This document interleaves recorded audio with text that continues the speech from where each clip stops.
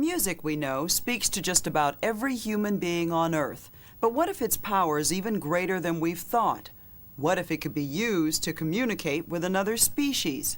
That tantalizing question is leading some researchers to look for answers far from the concert hall or recording studio.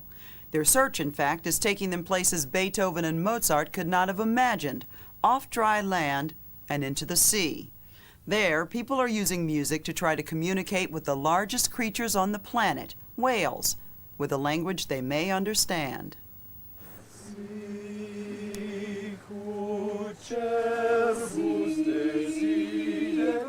Here on San Juan Island, off the shores of Washington State, this choir is preparing a concert for an audience that's somewhere out there.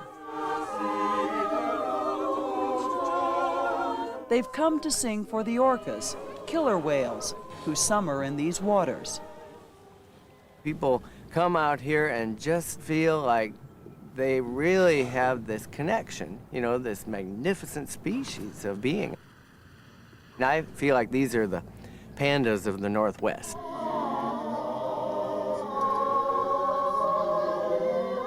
Fred West, director of Seattle's City Cantabile Choir, has been planning this concert for years. The idea of a concert for whales sounds so strange to some people. How'd you come up with this idea? Not enough people to perform to? Really, people don't come around anymore. We had to find some other animals to sing for. They're not just singing over the sea. They'll use a special speaker to project sound through the water.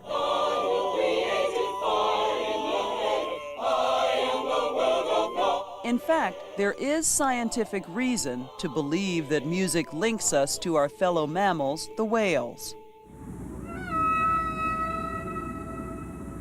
The first time I ever heard the sounds of humpback whales, particularly, I was stunned. What humpbacks do is true art. Some people weep when they hear these sounds. They give the sea its voice, basically. So this sound here, sweeping very rapidly upwards, is going whoop. Roger Payne is a pioneering expert on the sounds of whales. He believes that these mammals of the ocean actually make music themselves. His studies of their vocalizations reveal rhythmic patterns of sound, just like the verses of a human song. They compose all the time. They constantly dicker with their sounds. We believe that the reason they're doing it is because it's he singing for she, basically. And they are songs. They are songs. The laws of composition that whales use to make their songs and the laws of composition that human musicians use to make ours, these laws are practically the same. How do you account for that? I think it's because vertebrate brains like the same thing, whether they're located in people or whales. Something has to explain the fact that two animals living totally separate from each other, as though on different planets, developed a similar music.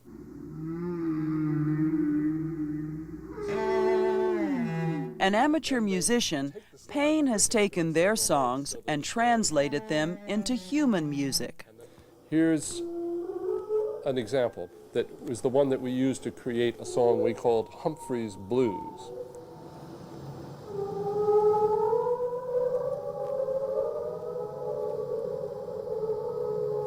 Now let's stop a second. And then I'll try to play that on the cello here to show you what the whale is actually doing.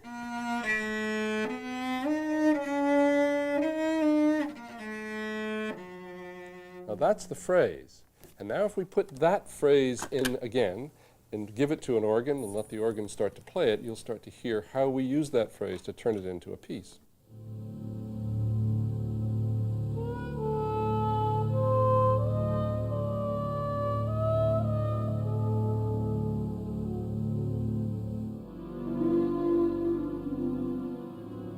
So the composer of this was really a whale. That's right. Arranged by people.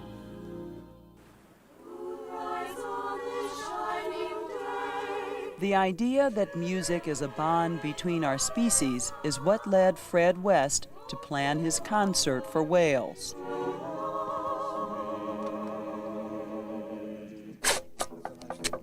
He's brought an array of equipment to San Juan Island and a technical expert, Joe Olson, whose job is to make sure the whales can hear the music if they come.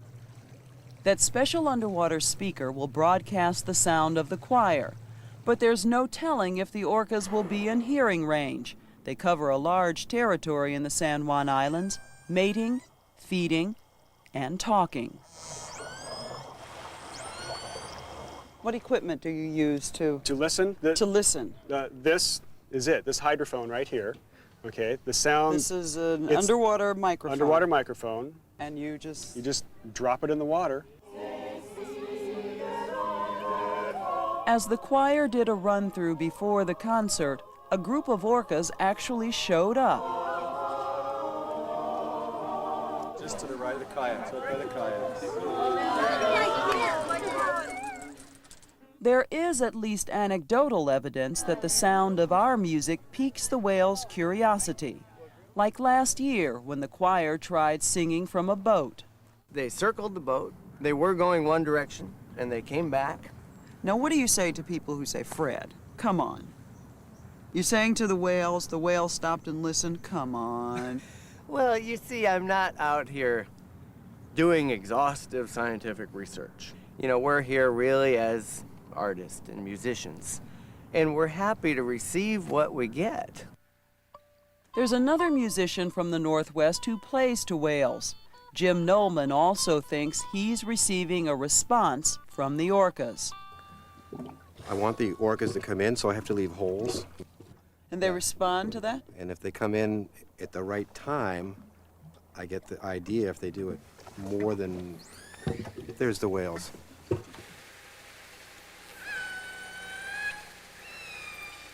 You heard that, I right? heard that. Yeah, right. So you'll try to match your sound to whatever sounds they make. Right, and change it a little as time progresses.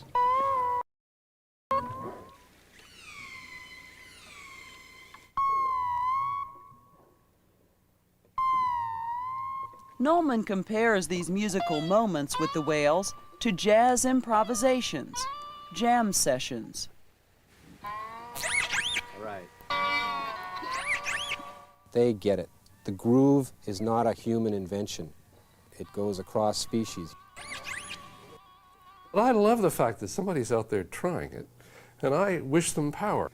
But at the moment, my judgment is suspended.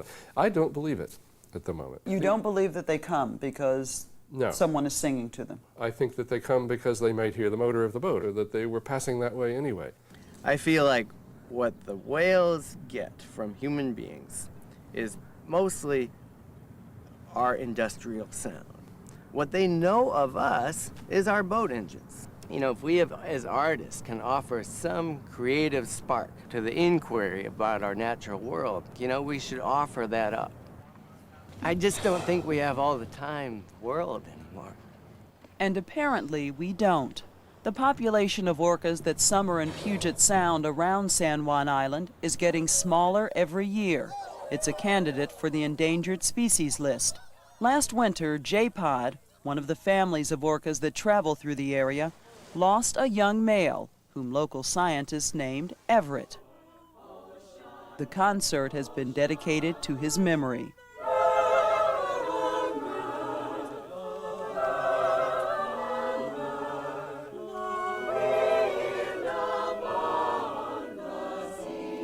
At first, they sang to the open water, but after a few songs, the orcas, J-Pod itself, Everett's family, swam into view.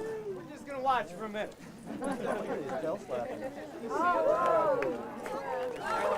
They stayed as the concert continued, coming close to shore and frolicking in the water. Marine mammals are protected by federal laws. Please do not disturb marine mammals. The underwater hydrophone was picking up whale vocalizations. No question J-Pod was out there, but were the whale sounds coming through the hydrophone some kind of response? Joe Olson's computer analysis of the underwater recording shows the whale voices joining in with the human ones on several songs. I find this one of the most fascinating, though, because there's so many different vocalizations. There's whale there. There's human with their tight harmonics, whales with their spread out harmonics. A lot more whale. Look at all this stuff. If you make an extraordinary claim, a scientist always says you have to have extraordinary evidence. And they need wonderful evidence for this wonderful claim. And my feeling is they don't yet have it. Maybe they'll get it in future. Roger Payne keeps coming back to the music of the whales themselves. To me, it's very moving. And I suspect it's moving to whales, too. When music really speaks to you, it does so in a way, I guess, that nobody understands the why of. And I think that singing actually predates both whales and people. I think it came to us from very far in the past. You make all this sound wonderful and beautiful, but I still have to say, why? And once you've heard it and once you know about it, what do you do with it? You live with it. That's what you do with it. You keep it in your heart.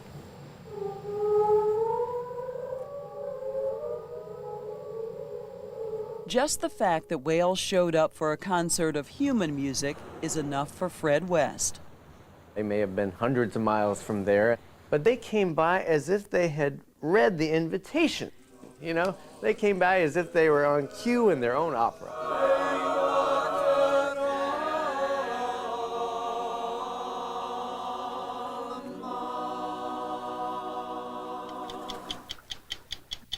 "60 Minutes 2 will continue in a moment.